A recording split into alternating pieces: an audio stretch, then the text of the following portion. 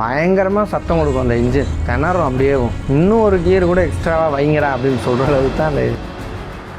அதே மாதிரி rear seat பார்த்தோன்னா அப்படியே பெஞ்ச் சீட் மாதிரி இருக்குது, ஆட்டோ சீட் மாதிரி. இனிஷியல் ஓரளவுக்கு நல்லா இருந்தது, பட் அந்த மிட் ரேஞ்ச் அப்படின்றது ரொம்பவும் சுமாராக இருந்தது. இந்த 1 லிட்டர் இன்ஜின் அப்படின்றது கேட்டன் சீரியஸ் இன்ஜின், நம்ம ஆல்டோ இந்த கார்கள் எல்லாம் இருக்குல்ல, நேச்சுரல் ஆஸ்பிரேட்டட் இன்ஜின் பிளாட்ஃபார்மில் டர்போவை டெவலப் பண்ண அந்த இன்ஜினில் இனிஷியல் பவர்ன்றது ரொம்ப மந்து நிறுவும். இது நல்ல ஒரு வெயிட்டான சேசிஸ். ஸோ இதை இழுத்துட்டு போகணும்னா அதுக்கு தகுந்த ஒரு பவர் இருக்கும். எனக்கான கேள்வி என்னவாக இருந்துச்சுன்னா, அப்போ அந்த 1 லிட்டர் இன்ஜினை வச்சு தான் இந்த பிரிஸா வந்து இனிஷியலாக மூவ் பண்ண போகிறாங்க. டர்போவில் இருக்கிற அளவுக்கு ஒரு ஷார்ப்பான பிரேக்கிங்கை அந்த நேச்சுரல் ஆஸ்பிரேட்டட் இன்ஜினில் கொடுக்கல. ஃபைனலாக இந்த ஃபேஸ் லிஃப்ட் வந்து ஒர்த்து இல்லையான்னு கேட்டால், ஹாய், இன்றைக்கி ஒரு ஹாட் டாப்பிக்காக இருக்கக்கூடிய காரு மாருதி சுசுகி பிரிஸாவோட ஃபேஸ் லிஃப்டட் கார் தான். ஏன்னா எல்லா வீடியோலையுமே நீங்கள் அந்த காரோட ஃபேஸ் லிஃப்ட்டை பற்றி சொல்லுங்கள் அப்படி தானே கேட்டுட்ருக்கீங்க. ஆக்சுவலாக நாங்களும் ட்ரை பண்ணிக்கிட்டே தான் இருந்தோம், இப்போ தான் அதுக்கான வாய்ப்பு கிடச்சிச்சு. ஏன்னா எந்த காருமே நம்ம இது வரைக்கும் ட்ரைவ் எக்ஸ்பீரியன்ஸ் பண்ணாமல் அது ஒரு வீடியோ பண்ணது கிடையாது. அப்படி ட்ரைவ் எக்ஸ்பீரியன்ஸ் பண்ணாலுமே ஒரு சில கார்கள் எல்லாம் ஃபுட்டேஜ் மிஸ் ஆகிடுச்சுன்றதுனால மஹிந்திரா 3XO, சிட்ரியான் இந்த கார் எல்லாமே மறுபடியும் நம்ம கேட்டு ட்ரைவ் பண்ணி அப்படி தான் வீடியோ பண்ணியிருந்தோம். ஸோ அந்த வகையில் நீங்கள் நிறையா கார்களை பற்றி கேட்டிருந்தீங்க, கிரிட்டா, டஸ்டரு, செல்டோஸ் காரு இதெல்லாம் கேட்டிருந்தீங்க. பட் நாங்கள் நிறையா டீலர்ஸ் வந்து அப்ரோச் பண்ணிட்டு தான் இருக்கோம். ஏன்னா முன்னாடி வந்து நம்ம கார் எடுத்தோம், அதுக்காக ஒரு டெஸ்ட் ட்ரைவ் பண்ணோம் அப்படின்றப்போ ஈஸியாக கார் கிடச்சது. இப்போ வந்து வீடியோ பர்பஸ்க்காக பண்ணுறோம் அப்படின்றப்போ அவ்வளோ ஈஸியாக கிடைக்கிறது இல்லை. டீலர் வந்து கார்கள் கொடுக்குறது இல்லை. காரணம் என்னன்னு கேட்டால், நம்மளோட ஓன் எக்ஸ்பீரியன்ஸ் மட்டும்தான் ஷேர் பண்ணுவோம் அப்படின்ற விஷயத்த சொல்கிற காரணத்தினால. ஸோ அந்த வகையில் இன்றைக்கி நம்மளுக்கு கார் கொடுத்தது வந்து மதுரை மாட்டுத்தாவணியில் இருக்கக்கூடிய ஆசிர் அரேனா ஷோரூம். இவங்கள்ட்ட நம்ம அப்ரோச் பண்ணப்பையும் சரி, கார் கொடுத்ததுக்கப்புறமும் சரி, ஒரு வார்த்தை கூட நம்மக்கிட்ட கேட்கவே இல்லை, எந்த மாதிரி நீங்கள் வீடியோ பண்ணுவீங்க, இப்படி தான் வீடியோ பண்ணணும் பண்ணக்கூடாது அப்படின்றத. ஆனால் நம்மளாவே சொல்லியிருந்தோம். ஏன்னா எப்படி இருந்தாலும் நம்ம வீடியோ போடுறப்போ அவங்க பார்க்க தானே போகிறாங்க. அதனால் நம்மளே சொல்லியிருந்தோம், சார் இந்த மாதிரி எங்களோட சேனலில் எல்லாமே நாங்கள் ட்ரைவ் எக்ஸ்பீரியன்ஸ் பண்ணி அதுக்கான ஃபீல் என்ன வருதோ அதை ஓப்பனாக நாங்கள் ஷேர் பண்ணியிருப்போம், அதுக்கான ஆடியன்ஸ் தான் நம்ம சேனலில் இருப்பாங்க அப்படின்றத சொல்லியிருந்தோம். அவங்க எதுவுமே சொல்லலை அதை பற்றி. நீங்கள் தாராளமாக வீடியோ பண்ணுங்கள், உங்களுக்கு என்ன தோணுதோ அதை நீங்கள் ஓப்பனாக சொல்லுங்கள், நாங்கள் எந்த விதமான இதுவுமே நாங்கள் சொல்ல போகிறதில்லன்ற மாதிரி சொன்னாங்க. ஆக்சுவலாக நம்ம பலினோ கார் வந்து இங்கே ஆசிரியில் தான் வாங்கியிருந்தோம். அதுவே சர்வீஸ்லாம் நம்மளுக்கு சூப்பராக இருந்தது. ஓகே, இந்த பிரிஸாவோட ஃபேஸ் லிஃப்டடு பார்க்குறப்போ பழைய பிரிஸாவில் என்னென்ன பிரச்சனைகள்லாம் இருந்துச்சு நம்ம ஆல்ரெடி ஒரு வீடியோ பண்ணியிருந்தோம். ஸோ இந்த ஃபேஸ் லிஃப்டடில் அதில் எத்தனை பிரச்சனைகளை இவங்க சரி பண்ணியிருக்காங்க, எத்தனை பிரச்சனைகளை சரி பண்ணலை அப்படின்ற ஒரு வீடியோவை கம்ப்ளீட்டாக பார்க்கலாம். டர்போ வேரியன்ட் பற்றி ஃபுல்லாக பார்க்கலாம், ட்ரைவ் எக்ஸ்பீரியன்ஸ் ஃபுட்டேஜோடு பார்க்கலாம். பட் நேச்சுரல் ஆஸ்பிரேட்டட் கார் வந்து இன்னொரு இடத்துல ட்ரை பண்ணி பார்த்தோம், பட் வீடியோவுக்கு அலோவ் பண்ணலை அப்படின்ற காரணத்தினால நம்ம அதை பற்றி இப்போ நம்ம பெருசாக பேச வேணாம். பட்டு எனக்கு என்ன ஃபீல் ஆச்சோ அதையும் நான் சொல்கிறேன். மற்றபடி அதை வந்து ஒரு ஃபுல் ட்ரைவ் எக்ஸ்பீரியன்ஸ் வீடியோ வந்து இங்கே ஆசிரியர்லேயே கேட்டிருக்கோம். இப்போதைக்கு அவங்கக்கிட்ட வந்து இன்னுமே அது ரெஜிஸ்ட்ரேஷன் பண்ணாமல் இருக்கிறதுனால நம்மளுக்கு கொடுக்கல. ஸோ ரெஜிஸ்ட்ரேஷன் பண்ணதுக்கப்புறம் அந்த காரையும் வாங்கி நம்ம ட்ரைவ் எக்ஸ்பீரியன்ஸ் ஜென்யூனாக எப்பவும் போல் பண்ணுவோம். ஆக்சுவலாக பழைய பிரிஸாவே நல்ல ஒரு செல்லிங் பாயிண்டில் இருந்த கார். சில பிரச்சனைகள் அந்த காரில் இருந்தாலுமே அதை சாக்ரிஃபைஸ் பண்ணிக்கிட்டு நம்ம எடுத்துக்கலாம் அப்படின்ற அளவுக்கு பல விஷயங்கள் அந்த காரில் இருந்துச்சு. முக்கியமாக சொல்லப்போனால் அந்த ஒரு 1.5 லிட்டர் இன்ஜின் இருந்தது, நேச்சுரல் ஆஸ்பிரேட்டட் இன்ஜின். அதுதான் அந்த காரோட பெரிய ப்ளஸ் பாயிண்ட்டாகவும் இருந்தது, அதுதான் அந்த காரோட பெரிய மைனஸ் பாயிண்ட்டாகவும் இருந்தது. அதாவது இந்த சப் 4 மீட்டர் காருக்குள்ளே 1.5 லிட்டர் என்ஏ இன்ஜின் அப்படின்றது வேறு எந்த கார்லையுமே கிடையாது. செக்மெண்ட்லேயே இந்த ஒரு கார் தான் இருக்குது. அந்த ஒரு பாயிண்ட் ஆஃப் வியூவில் தான் இதோட செல்லிங் வந்து இருந்தது. அப்போ பிரச்சனை என்னன்னு கேட்டோம்னா, அந்த 1.5 லிட்டர் இன்ஜின் அப்படின்றதுனால ஒரு எக்ஸ்பெக்டேஷன் வந்து நம்ம மைண்டுக்குள்ளே தன்னால் போயிடும். ஏன்னா 1.2 லிட்டர் இன்ஜினை நம்ம ட்ரைவ் பண்ணுறதுக்கும் 1.5 லிட்டர் இன்ஜினை நம்ம ட்ரைவ் பண்ண போகிறோம், ஓன் பண்ண போகிறோம் அப்படின்றப்பையும் அதுக்கான ஒரு எக்ஸ்பெக்டேஷன்றது நமக்குள்ளே அதிகமாக இருக்கும். ஸோ அந்த வகையில் பார்க்குறப்போ அந்த 1.5 லிட்டர் எண்ணெய் இன்ஜின் வந்து பெரிய பிக்கப் இருக்கிற மாதிரியும் தெரியல, அதே நேரம் மைலேஜுமே நம்மளுக்கு அதிகமாக கிடைக்கல. இனிஷியல் ஓரளவுக்கு நல்லா இருந்தது, பட் அந்த மிட் ரேஞ்ச் அப்படின்றது ரொம்பவும் சுமாராக இருந்தது. நீங்கள் ஒரு ஓவர்டேக் பண்ணுறீங்க அப்படின்னாலும் நார்மலாக நம்ம இந்த 1 லிட்டர் 1.2 லிட்டர் என்ஜின்லாம் எப்படி கியரை வந்து நம்ம குறைச்சி அதுக்கப்புறம் ஓவர்டேக் பண்ணுவோமோ அதே மாதிரி ஒரு ஃபீல் தான் அந்த கார்லேயுமே இருந்தது. அதே மாதிரி டாப் எண்டு போயிட்டாலுமே 100லேருந்து 120 வரைக்கும் ஈஸியாக போகும். அந்த 120 தாண்டி நீங்கள் ட்ரைவ் பண்ண ஆரம்பிக்கிறப்போ அந்த இன்ஜின் வந்து ஒரு ஸ்ட்ரெஸ்ஸை ஃபீல் ஆகுது, திணறுது அப்படின்ற மாதிரி ஒரு உணர்வு வந்து கிடைக்குது. அதுலேயும் 130 போயிட்டிங்கன்னா பயங்கரமாக சத்தம் கொடுக்கும் அந்த இன்ஜின், திணறும் அப்படியே.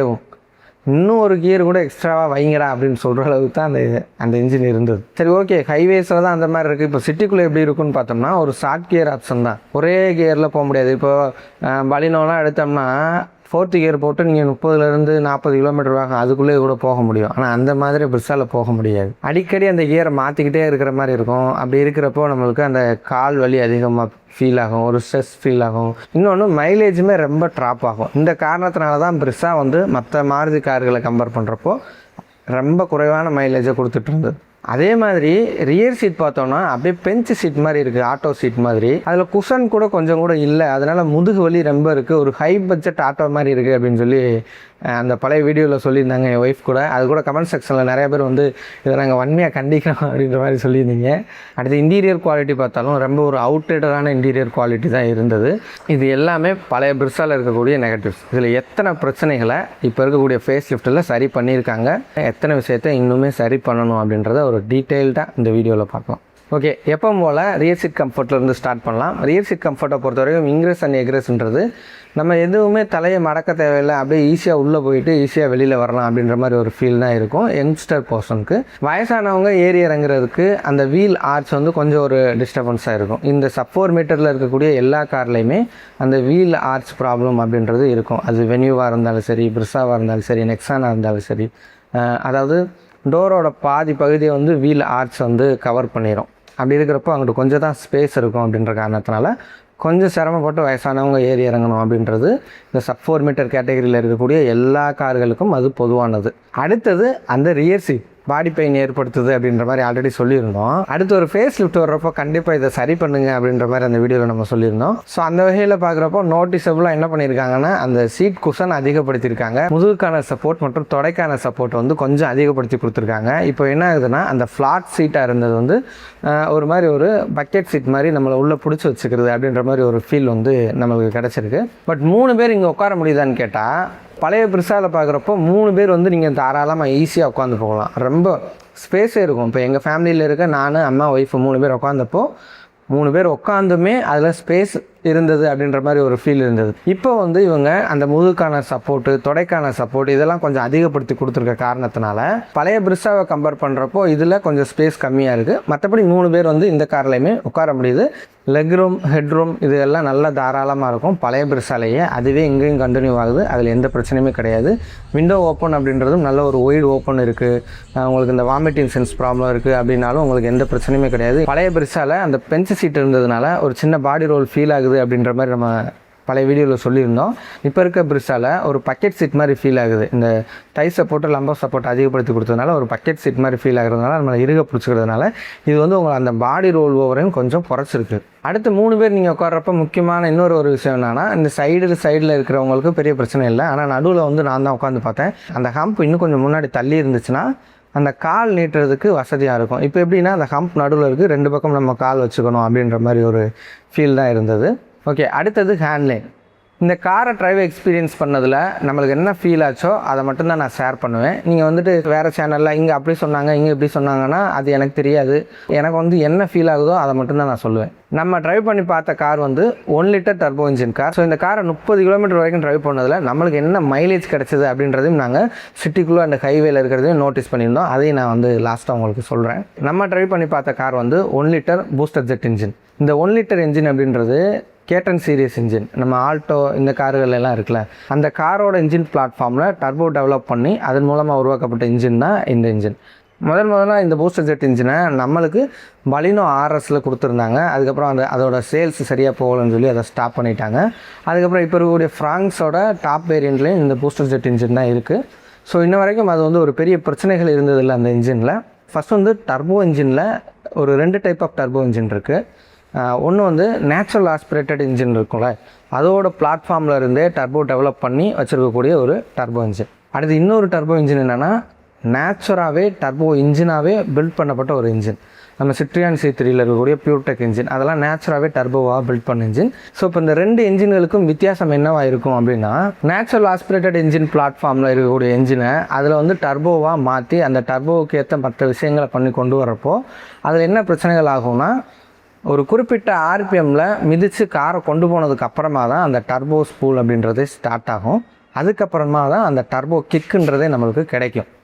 அன்ன வரைக்குமே அது ஒரு நேச்சுரல் ஆஸ்பிரேட்டட் இன்ஜினாக தான் செயல்பட்டுக்கிட்டு இருக்கும். 2500 அல்லது 3000 அந்த ஆர்பிஎம்லாம் போகிறீங்க அப்படின்னா தான் அப்போ தான் வந்து அது டர்போ கிக் ஸ்டார்ட் ஆகி உங்களுக்கு டர்போ ஸ்பூல் ஸ்டார்ட் ஆகி அந்த டர்போ பவரே உங்களுக்கு கிடைக்கும். அன்ன வரைக்கும் அது ஒரு நேச்சுரல் ஆஸ்பிரேட்டட் இன்ஜினாக தான் ரன் ஆகிட்டு இருக்கும். ஆனால் டர்போவாகவே பில்ட் பண்ணப்பட்ட ஒரு இன்ஜின் அப்படின்னு பார்த்தோம்னா அது எந்த ஒரு ஆர்பிஎம்லையுமே அதோட டர்போ பவரை கொடுக்க ரெடியாக இருக்கும்.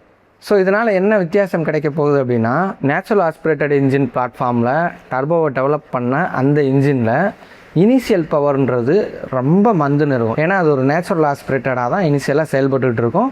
டர்போ ஸ்பூல் ஸ்டார்ட் ஆகி டர்போ கிக் கிடைச்சதுக்கப்புறமா தான் அது டர்போ இன்ஜினாகவே ரன் ஆகும். எனக்கான கேள்வி என்னவாக இருந்துச்சுன்னா, அப்போ அந்த 1 லிட்டர் இன்ஜினை வச்சு தான் இந்த பிரிஸா வந்து இனிஷியலாக மூவ் பண்ண போகிறாங்க. ஆக்சுவலாக மற்ற மாருதி கார்களை கம்பேர் பண்ணுறப்போ இந்த காரோட வெயிட்டுமே அதிகமாக இருக்கும். காரணம் என்னென்னு கேட்டிங்கன்னா, அந்த குளோபல் C பிளாட்ஃபார்ம் இன்டர்நேஷ்னல் லெவலில் நிறைய பெரிய பெரிய கார்களில் இந்த பிளாட்ஃபார்மை தான் அவங்க பண்ணிகிட்ருக்காங்க. இந்த செக்மெண்ட்டில் இருக்கக்கூடிய எல்லா காருமே 1.2 லிட்டர் தான் வச்சுருக்காங்க. இவங்க மட்டும் ஏன் 1.5 லிட்டர் வச்சுருக்காங்க அப்படின்னு நம்ம யோசிக்கிறப்போ அதுக்கான விடையுமே இதுதான், இந்த சேசிஸ் தான். இது நல்ல ஒரு வெயிட்டான சேசிஸ். ஸோ இதை இழுத்துட்டு போகணும்னா அதுக்கு தகுந்த ஒரு பவர் இருக்கணும். அப்படி இருக்கிறப்போ 1.5 தான் இதுக்கு சரியாக இருக்கும். அந்த காரணத்தினால தான் மாருதி வந்து இதுக்கு 1.5 லிட்டர் இன்ஜினையே கொடுத்துருந்தாங்க. ஸோ இந்த சேசிஸை தான் மாருதியோட மற்ற பெரிய கார்கள்லையுமே கொடுத்துருக்காங்க. நிறைய ப்ரீமியம் கார்கள்லையும் கொடுத்துருக்காங்க. எஸ்கிராஸ், சியாஸ், SX4, அப்புறம் நம்ம இப்போ இருக்கக்கூடிய விக்டோரியஸ் அண்டு கிராண்ட் விட்டாரா, இந்த மாதிரி எல்லா கார்களுக்குமே இந்த குளோபல் C பிளாட்ஃபார்ம் தான் யூஸ் பண்ணிகிட்டு இருந்தாங்க. ஸோ அப்படி இருக்கிறப்போ எனக்கான கேள்வி என்னென்னா, அப்போ நீங்கள் இனிஷியலாக டர்போவே இல்லாமல் ரன் ஆகிறப்போ அந்த 1 லிட்டர் இன்ஜின் வந்து எவ்வளோ தூரத்துக்கு இவ்வளோ வெயிட் அது இழுத்துட்டு போகும்? டர்போ ஸ்பூல் ஸ்டார்ட் ஆனதுக்கப்புறமா தானே டர்போ கிக்கு கிடைக்கும் நம்மளுக்கு. அப்போ இனிஷியல்ன்றது ரொம்ப ரொம்ப மந்துன்னு இருக்க போகுது அப்படின்ற மாதிரி ஒரு தாட்டு தான் எனக்குள்ளே ஆரம்பத்தில் இருந்தது. அந்த தாட்டில் தான் இந்த காரை நான் ட்ரை பண்ணி பார்த்தேன். ஆனால் ட்ரை பண்ணி பார்க்குறப்போ கம்ப்ளீட்டான டிஃப்ரெண்ட் கிடச்சிது. கம்ப்ளீட்டாக இன்ஜினை வேறு மாதிரி டியூன் பண்ணியிருக்காங்க. நீங்கள் பழைய பிரிஸாவை ட்ரை பண்ணிவிட்டு இந்த பிரிஸாவை ட்ரை பண்ணுறீங்கன்னா, பிரிஸாவா இது அப்படின்ற மாதிரி ஒரு ஃபீல் வந்து எனக்கு கிடைச்சது. பரவாயில்லையே அப்படின்னு. ஏன்னா என்னோடய மைண்ட் ஃபுல்லாக அதான் போயிட்டுருக்கு, அந்த 1 லிட்டர் இன்ஜின். இப்போ மலைப்பகுதியெலாம் போகிறீங்கன்னா அப்போது மெதுவாக தான் நீங்கள் போக முடியும். அந்த உங்களுக்கு வந்துட்டு ஒரு ஹை ஆர்பிஎம் ஆனதுக்கப்புறமா தான் அந்த டர்போ ஸ்பூல் கிடைக்கும் அப்படின்னு இருந்துச்சுன்னா, இதோட இனிஷியலில் அந்த 1 லிட்டர் இன்ஜினை வச்சுக்கிட்டு இவ்வளவு இந்த 1250 கிலோகிராம் இருக்கக்கூடிய இந்த காரை அந்த வெயிட்டை ஏற்றிக்கிட்டு எப்படி போகும்? ஸோ அந்த காரணத்துக்காக தான் இதோட பிக்கப் எப்படி இருக்குது அப்படின்றத நம்ம ஏற்ற இறக்கத்துலலாம் ஏறி பார்த்தா அதுக்கான ஒரு விடை தெரியும் அப்படின்னு அந்த இதுவுமே நம்ம ட்ரை பண்ணி பார்த்துருந்தோம். ஒரு நல்ல ஒரு சரிவான பகுதியில் காரை ஏற்றி இறக்கி பார்த்துருந்தோம். பட் ரிசல்ட்டில் எந்த பிரச்சனையும் கிடையாது. நல்லா ஸ்மூத்தாக கார் ஏறி போச்சு. ஏன்னா இனிஷியலாகவே பவர் பிக்கப் கிடைக்கிற மாதிரி தான் இந்த இன்ஜினை வந்து அவங்க டியூன் பண்ணியிருக்காங்க. அடுத்தது இந்த சஸ்பென்ஷன் இன்னும் கொஞ்சம் ஸ்டிஃபர் பண்ணியிருக்காங்க. அப்போ ரோடு இல்லாத பகுதி, அந்த குழி, இந்த மாதிரி இடங்கள்லாம் எப்படி இருக்கும் அப்படின்ற ஒரு டவுட் நம்மளுக்கு வரும். அதுக்காக என்ன பண்ணோன்னா, கொஞ்சம் ரோடு இல்லாத பகுதியில் இறக்கி கொஞ்சம் மேடு குழி பள்ளங்கள் இந்த மாதிரி பகுதியிலலாம் இந்த காரை வந்து ட்ரை பண்ணி பார்த்துருந்தோம். அதுலேயுமே உங்களுக்கு சஸ்பென்ஷன் ஸ்டிஃபர் ஆனதுனால ரியர் சீட்டில் உட்கார்றவங்களுக்கு பெரிய பிரச்சனை இருக்கான்னு கேட்டிங்கன்னா அந்தளவுக்கு பிரச்சனை ஆகலை. காரணம் என்னென்னு கேட்டிங்கன்னா, அகைன் அவங்க வந்து அந்த சீட் வந்து கொஞ்சம் அந்த குஷன்லாம் அதிகப்படுத்தி கொடுத்து அந்த லம்போ சப்போர்ட்டு, தை சப்போர்ட்லாம் கொடுத்து ஒரு பாக்கெட் ஃபிட்டாக உள்ளே உட்கார வச்சுருக்கிறதுனால அதையுமே சரி பண்ணியிருக்காங்க. ஸோ ட்ரைவ் பண்ணுறதுக்கு இது ரொம்ப ஒரு மாதிரி நல்ல ஒரு உற்சாகமாக இருந்துச்சு. இனிஷியல் பிக்கப் அப்படின்றது நல்லா இருந்தது. அதே மாதிரி மிட் ரேஞ்சிலையும் எந்த பிரச்சனையுமே கிடையாது. மிட் ரேஞ்சுமே சரி பண்ணியிருக்காங்க. நீங்கள் வந்துட்டு ஒரு லோ கியர் போயிட்டு அதுக்கடுத்து நீங்கள் ஓவர்டேக் பண்ணணும் அப்படின்ற மாதிரி ஒரு விஷயமே கிடையாது. நல்லாவே ஆக்சுவலாக இனிஷியலோட மிட் ரேஞ்சில் இன்னுமே அந்த டர்போ ஸ்போர்ட் ஸ்டார்ட் ஆகி இன்னுமே நல்ல பவர் கிடைக்குது. அதே மாதிரி டாப் போயிட்டீங்கனாலும் அங்கேயுமே நல்ல பவர் கிடைக்குது. இந்த 6th கியர் ஆப்ஷன்றது அந்த நான் சொன்னேன்ல, ஒரு 130 நீங்கள் போகிறப்போ ஒரு மாதிரி வண்டி அந்த ரொம்ப கத்துது. இதுதான் பிரிஸ்ஸாக வாங்கணும் அப்படின்ற இருக்கவங்களோட பெரிய எக்ஸ்பெக்டேஷனாகவும் இருந்துச்சு. அதை மாருதி கரெக்டாக பாயிண்ட் அவுட் பண்ணி சரி பண்ணியிருக்காங்க. அந்த 6th கியர் ஆப்ஷன் கொடுக்குறப்போ அந்த இன்ஜின் ஸ்ட்ரெஸ்ஸுன்றது இன்னுமே ரிலீவ் ஆகி கார் வந்து சூப்பராக மூவ் ஆகுது. அதுக்கு இந்த டர்போ இன்ஜின் வந்து இன்னும் ஹெல்ப்ஃபுல்லாக இருக்குது. அந்த காரணத்தினால தான் ஃபியூல் எஃபிஷியன்ட்டியும் இன்னும் அதிகமாக இருக்குது. அராய் சொல்கிறது வந்து ஒரு 20-21 வரைக்கும் கிடைக்கும் அப்படின்ற மாதிரி சொல்கிறாங்க. அதுக்கு காரணம் அவங்களோட அந்த ஹைப்ரிட் சிஸ்டம், அந்த ஸ்ட்ராங் ஹைப்ரிட் சிஸ்டமும் அதுக்கு ஒரு உதவிகரமாக இருக்கும் அப்படின்ற மாதிரி சொல்லியிருக்காங்க. பட் நம்மளும் ஒரு மைலேஜ் டெஸ்ட் பண்ணியிருக்கோம். அது ஃபைனலாக வரப்போ நான் அதை சொல்கிறேன் உங்களுக்கு. இந்த சவுண்டு அதிகமாக உள்ளே வருது, அது ஒரு டிஸ்டர்பன்ஸாக இருக்குது அப்படின்ற மாதிரி சொல்லியிருந்தோம் பழைய வீடியோவில். இங்கே வந்து அந்த என்விஹெச் லெவலில் சரி பண்ணியிருக்காங்களான்னா கொஞ்சம் ஒரு இம்ப்ரூவ்மெண்ட் கொடுத்துருக்காங்க. பட் கம்ப்ளீட்டாக சரி பண்ணிட்டாங்கன்னு சொல்ல முடியாது. ஆனால் நீங்கள் வந்து ஒரு 80லேருந்து 100 வரைக்கும் போகிறப்போ பெரிய பிரச்சனைகளாக தெரியல.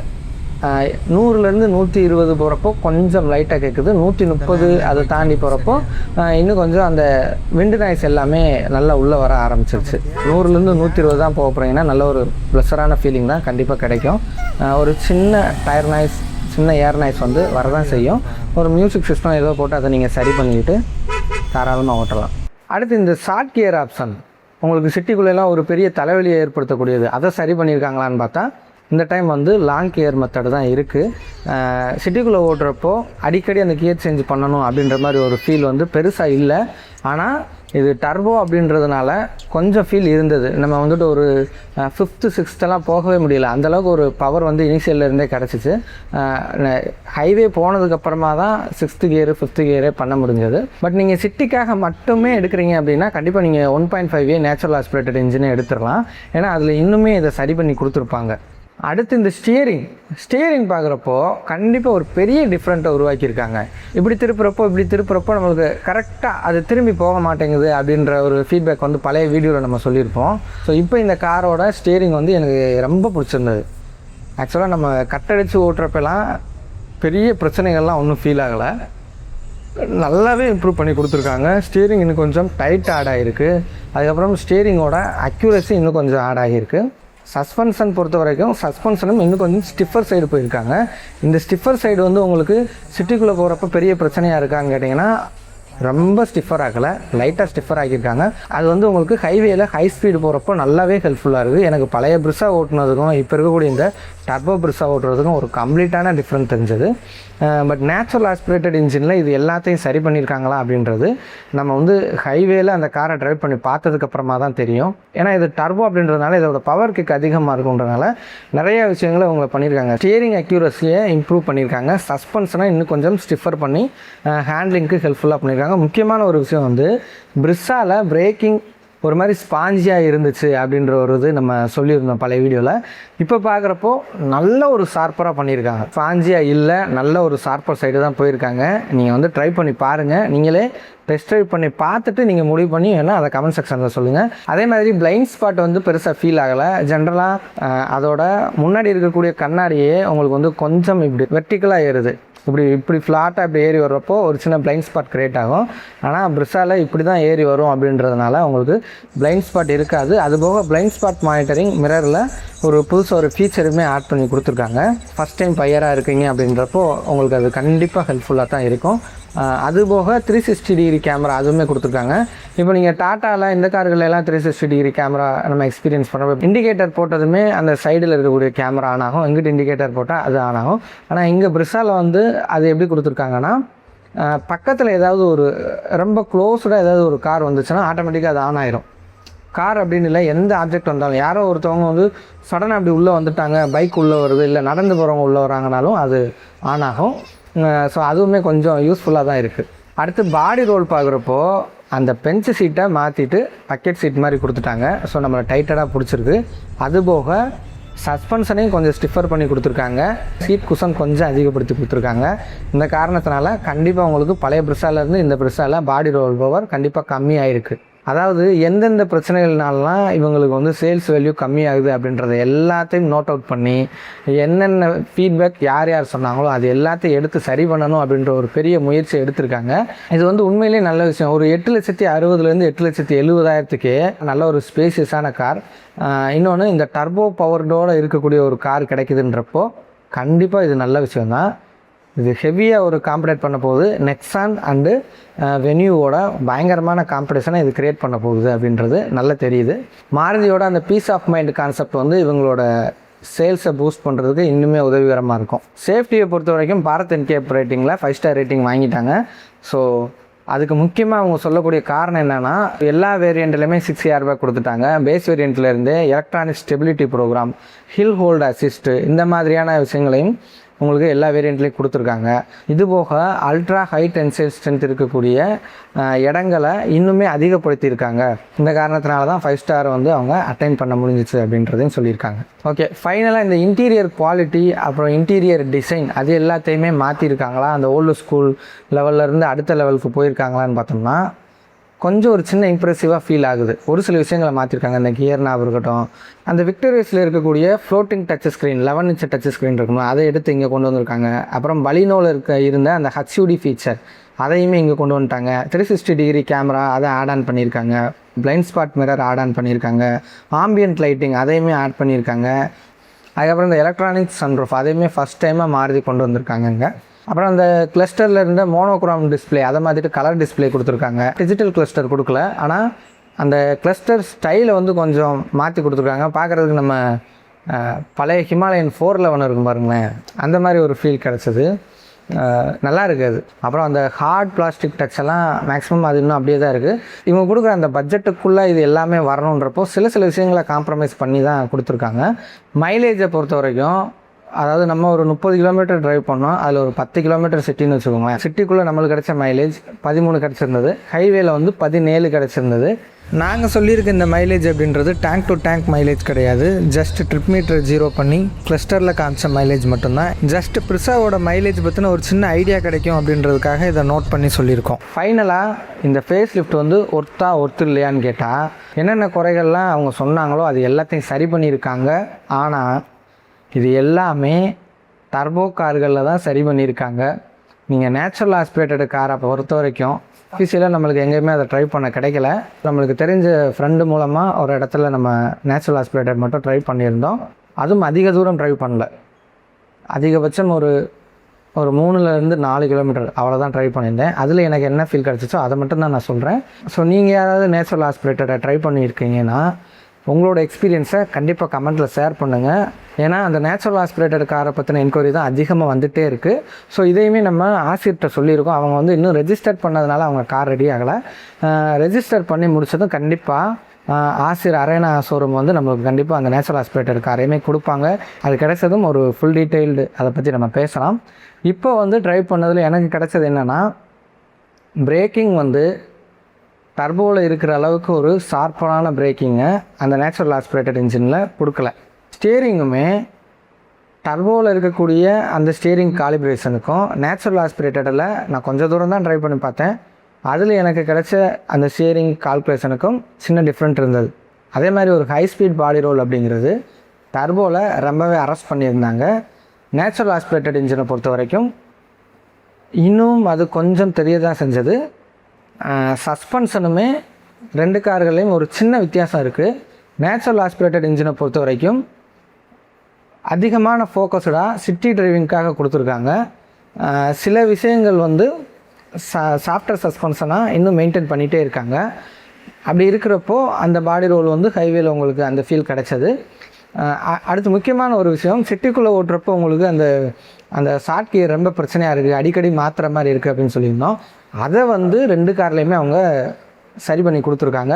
அதே மாதிரி மைலேஜ் அப்படின்றது டர்போவாக இருந்தாலும் என்ஏவாக இருந்தாலும் 2 கார்லேயுமே அதிகமாகிறதுக்கான வாய்ப்பு தான் இருக்குது. எந்த விதமான ஒளிவு மறைவும் இல்லாமல் அந்த டிரைவிங் எக்ஸ்பீரியன்ஸில் என்ன ஃபீல் பண்ணணும் அதை நான் அப்படியே கம்ப்ளீட்டாக ஷேர் பண்ணியிருக்கேன். இது வந்து உங்களுக்கு கண்டிப்பாக யூஸ்ஃபுல்லாக இருந்திருக்கும்னு நினைக்கிறேன். ஸோ இந்த காரை நம்மளுக்கு டெஸ்ட் ட்ரைவ் எக்ஸ்பீரியன்ஸுக்கு கொடுத்து அதில் என்ன ஃபீல் ஆகுதோ உங்களுக்கு அதை மட்டும் நீங்கள் சொல்லுங்கள் அப்படின்ற மாதிரி ஃப்ரீடமும் கொடுத்ததுக்காக மதுரை மாட்டுத்தாவணியில் இருக்கக்கூடிய ஆசிர் அரேனா ஷோரூமுக்கு மிக்க நன்றி. அவங்களோட காண்டாக்ட் நம்பருமே நம்ம ஸ்க்ரீனில் கொடுத்துருக்கோம். உங்களுக்கு தேவைப்படும் பட்சத்தில் அவங்கள காண்டாக்ட் பண்ணி தகவலை தெரிஞ்சுக்கோங்க.